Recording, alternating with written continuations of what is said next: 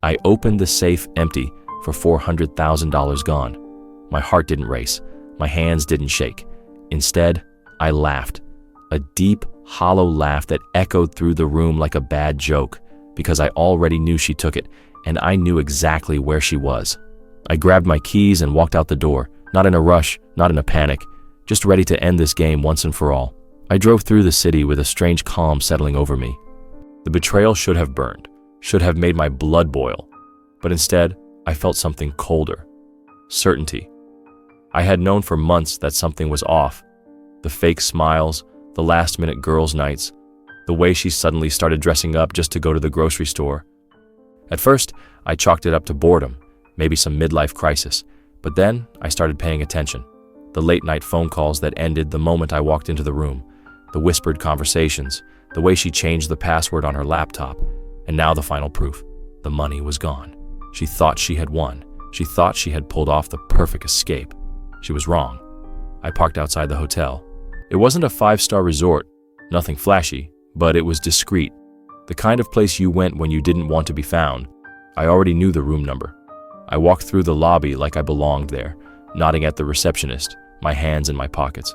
The elevator ride up was silent except for the dull hum of electricity. The number 17 lit up. I stepped out and moved down the hallway, past overpriced art and dimly lit sconces, until I reached the door, room 1708.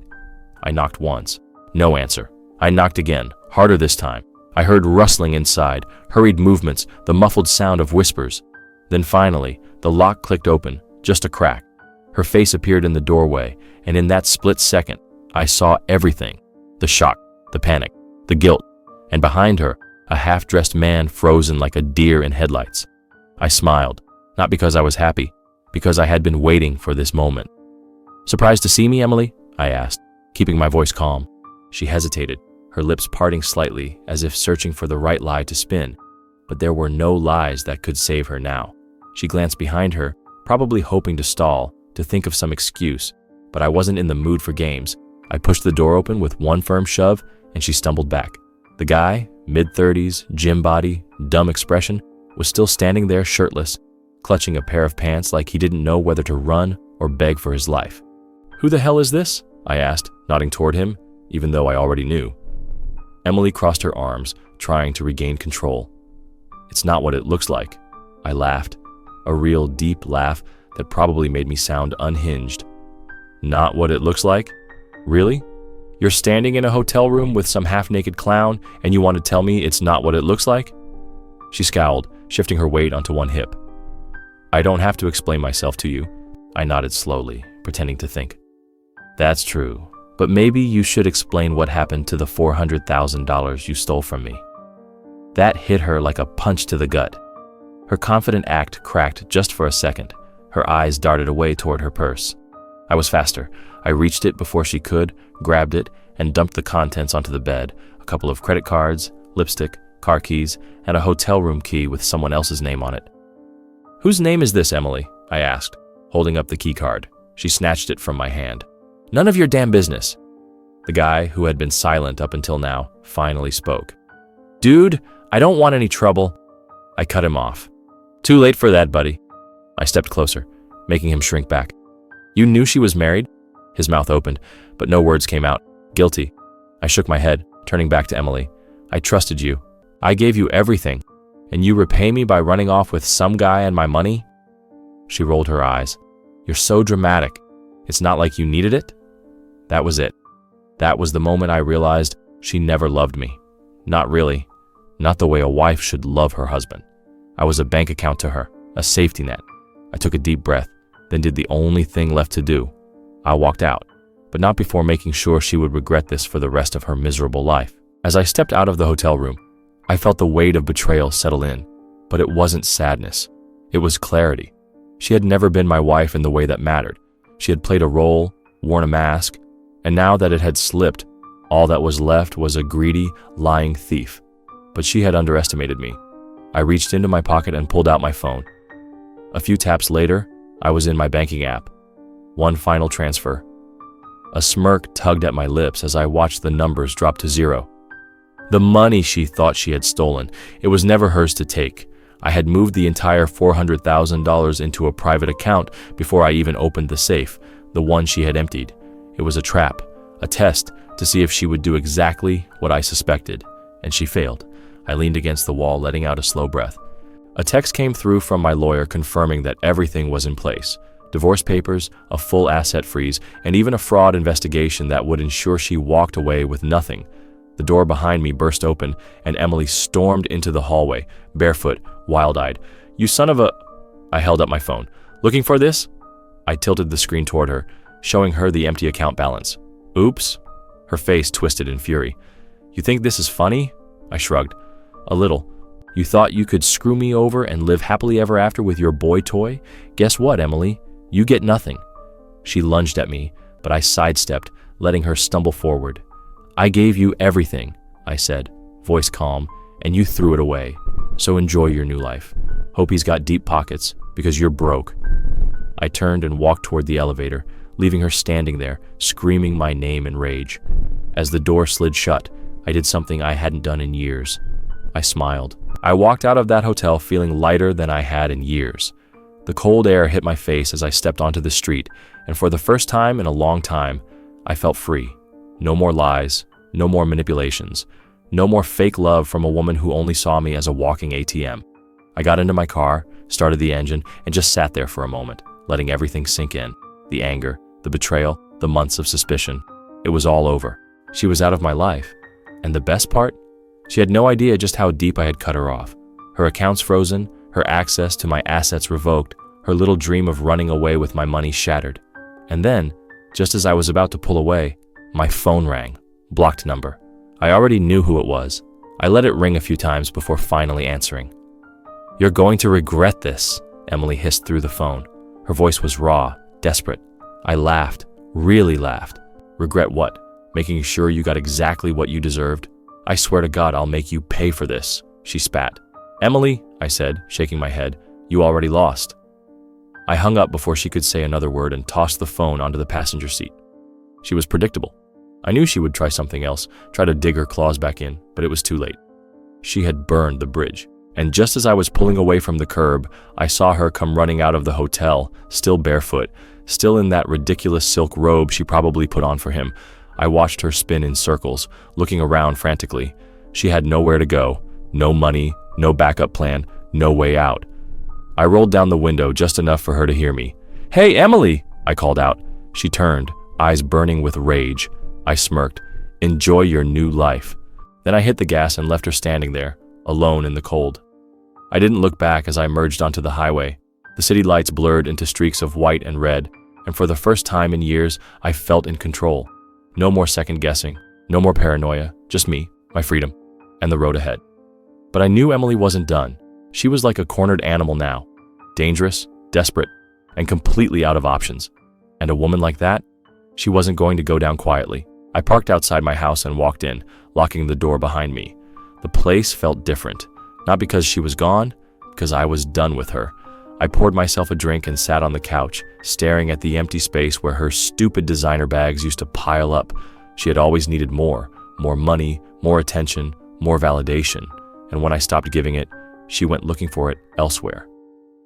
My phone buzzed, another blocked number. I let it go to voicemail. Then another call, and another. She was unraveling. I turned the phone off, leaned back, and exhaled.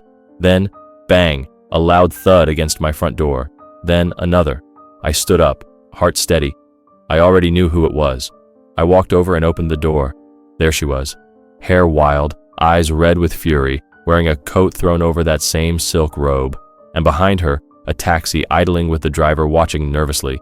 She tried to push past me, but I stepped in her way. "Let me in," she snapped. I took a slow sip from my glass. Why would I do that? Her hands clenched into fists. "We need to talk." I leaned against the doorframe, completely calm. "Talk? Like how you talked in that hotel room?" Her nostrils flared. "You're making a mistake." I laughed. "You stole from me, lied to me, cheated on me, and you think I'm making the mistake?" She crossed her arms. "You're not perfect either." I tilted my head. "Oh, tell me, Emily, what exactly did I do?" She faltered for just a second, just long enough for me to see it. The panic. She had nothing. "You're an asshole," she spat. "That's what you did." I nodded slowly, setting my drink down on the side table. Then, in one smooth motion, I shut the door in her face. The second the lock clicked, the screaming started. She pounded on the door, shouting every insult she could think of, switching between rage and fake sobbing. I let her. After about 5 minutes, the pounding stopped. Then I heard the car door slam, the taxi pulling away. I exhaled, grabbed my drink, and sat back down. And for the first time in a long, long time, I felt completely at peace. The silence after she left was almost unsettling. Almost. I finished my drink, turned my phone back on, and scrolled through the missed calls. 11 from a blocked number, 3 from her old friend Laura, and 1 from an unknown number. I didn't bother listening to the voicemails. Emily wasn't giving up. I knew her too well. She wasn't the type to accept consequences. She was the type to scheme, manipulate, find a new angle. And if she couldn't take me down emotionally, she'd try to destroy me any other way she could. I had no doubts that she'd tell everyone we knew that I was the villain, that I was abusive, cruel, a monster. She'd rewrite the entire story to make herself the victim. That's what people like her did. They never lost. They only played the game harder. And that's why I had already been 3 steps ahead. The legal team was in place, the fraud charges were ready to go, the proof of her affair, screenshots, hotel receipts, video footage from the security cameras in the hallway. She wanted to play dirty? Fine. I had the final move. I took a deep breath and opened my laptop, logged into my account, pulled up the file labeled Final Play. Inside? Every piece of dirt I had on her, every lie, every stolen dollar, every text she thought she deleted. She thought she could walk away from this and still land on her feet. She had no idea she was already falling. I clicked send. The file went straight to my lawyer with a simple message: time to bury her. I leaned back, stretching my arms behind my head, feeling something I hadn't felt in years: relief. Let her scream, let her call everyone she knew, let her try to play the victim. She could lie all she wanted, because by the time she realized what I had done, she'd already be drowning. The next morning, the storm hit. I woke up to my phone vibrating nonstop. Texts, missed calls, voicemails. Emily was in full meltdown mode. I ignored them and scrolled through my emails instead. One from my lawyer: "Everything is in motion. You'll be hearing from her soon." Perfect. I took my time getting out of bed, stretching, enjoying the feeling of knowing that for the first time in years, I didn't owe anyone an explanation. By the time I made breakfast, my phone rang again. Emily. I let it go to voicemail. Then another call. Laura. This one I picked up. "Morning, Laura." I took a sip of coffee. "What does Emily want?" "She's losing it," Laura whispered. "She called me crying at 4 a.m. saying you ruined her life." I smirked. "That's so?" "She says you froze her accounts, got lawyers involved, and..." She hesitated. "And she's saying you were abusive." I exhaled slowly. There it was. The last desperate move of a woman with no options left. "She's calling everyone, telling them you were controlling, that you took her money, that she had to leave because she was scared." I chuckled. "Let me guess. She's hoping someone offers her a place to stay?" Silence. "Yeah," Laura admitted. "She asked me." I leaned against the counter, shaking my head. "Classic. She never had a plan," I muttered. "She thought she'd take my money, run off with that idiot from the hotel, and live happily ever after. Now she's realizing she's broke, homeless, and no one's buying her sob story." Laura sighed. "Look, I don't want to get involved, but she's talking about going to the police." I laughed. A full, genuine laugh. Of course she was. "For what?" I asked. "For taking back the money she tried to steal? For divorcing her after she cheated?" "I don't know," Laura admitted. "But she's desperate, and desperate people do crazy things." I let that sink in. Laura was right. Emily wasn't just angry. She was scared. And that made her unpredictable. But it didn't matter because she had nothing. No money, no leverage, no proof of any of the lies she was about to start spreading. I'd already won. So I smiled, finished my coffee, and said the only thing left to say: let her try. An hour later, the first explosion hit. A knock at the door. Not a soft one. A hard, impatient, authoritative knock. I already knew who it was before I even looked through the peephole. 2 cops. I sighed, took one last sip of my coffee, and opened the door. "Morning, gentlemen," I said, leaning against the frame like I had all the time in the world. "What can I do for you?" The older one, A stocky guy with a mustache that looked like it had been around since the 90s cleared his throat. "Sir, we need to ask you a few questions regarding a domestic dispute reported by your wife." There it was, Emily's last desperate card. I kept my expression neutral. "Domestic dispute?" The younger cop, a tall guy who looked fresh out of the academy, gave me that fake sympathetic look.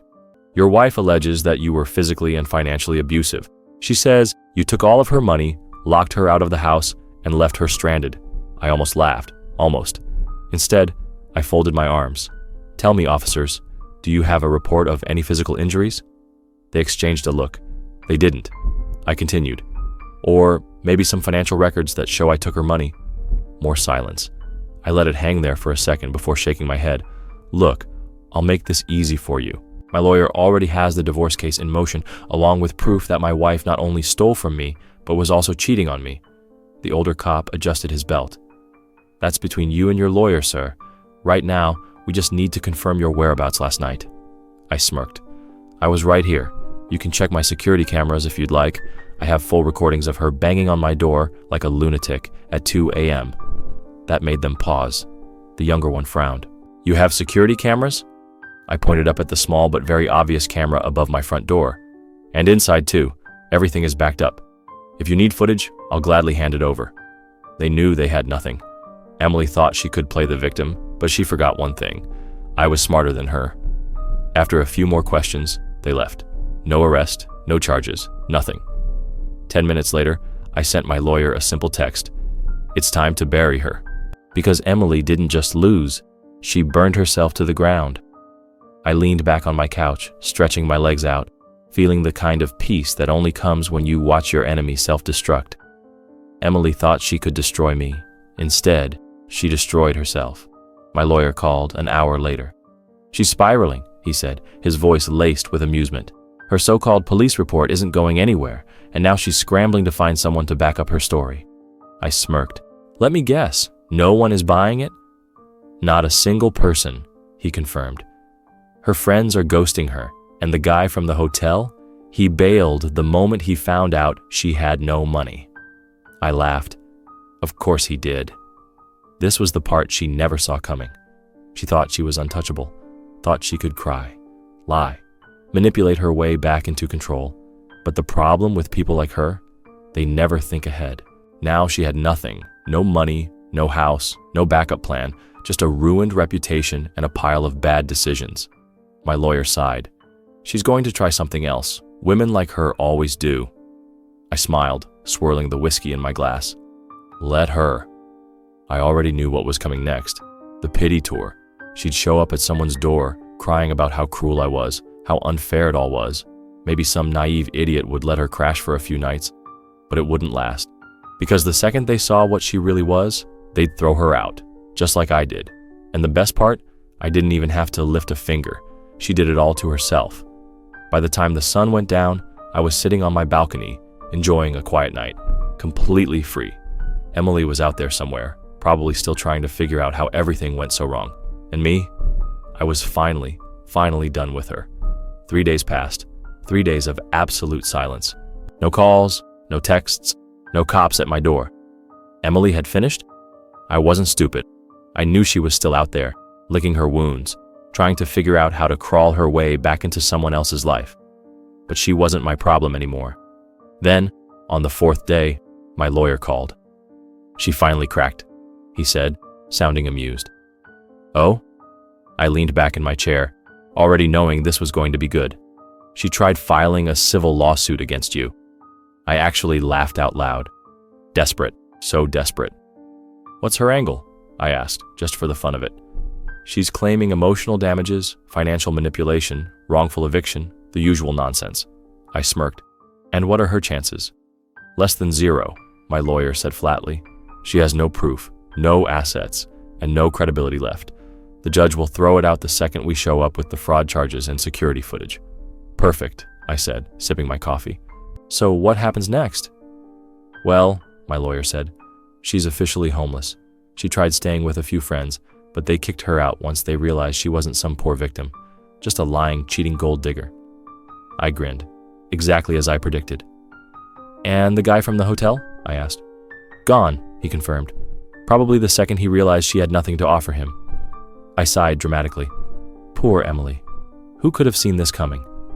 My lawyer chuckled. What do you want to do? Press forward with the fraud charges or let her crash and burn on her own? I thought about it for a second. I could bury her completely, make sure she had a criminal record, destroy any chance she had at a future. But then I smiled. No, I said.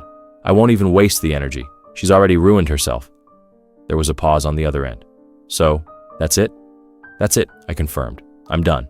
And I was. No revenge, no dragging it out, no second thoughts.